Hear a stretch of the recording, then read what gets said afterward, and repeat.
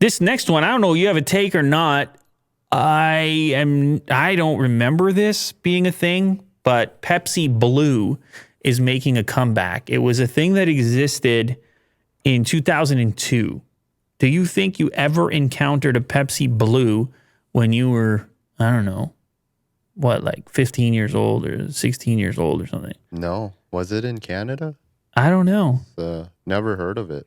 I never heard of it, never saw. Of course, everybody remembers the Crystal, the clear one. Yeah, the clear one, yeah. The clear one was a big moment, but definitely a moment. Didn't last very long. I kind of wish I had one of those. Yeah. Crystal ones, like sealed up. Kind of cool collector's item. Yeah. I don't think it was a commercial success, obviously. I don't know if Blue was or not. Now, this doesn't taste just like Pepsi. In fact, it has a berry flavor to it. So I guess it's, because it has the Pepsi name, it must be some form of cola and some form of berry. So think like maybe cherry cola, but sub the cherry for berry. You get yourself a berry cola. Oh. And in this case, it's blue, which is a bit different. Anyway, they're bringing it back.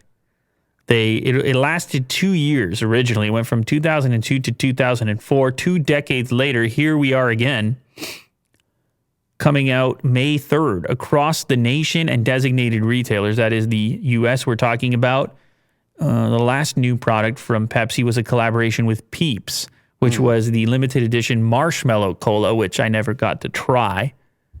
Yeah. That was a very limited collaboration. Maybe Pepsi Blue. I'll take a sip on the show. I don't know.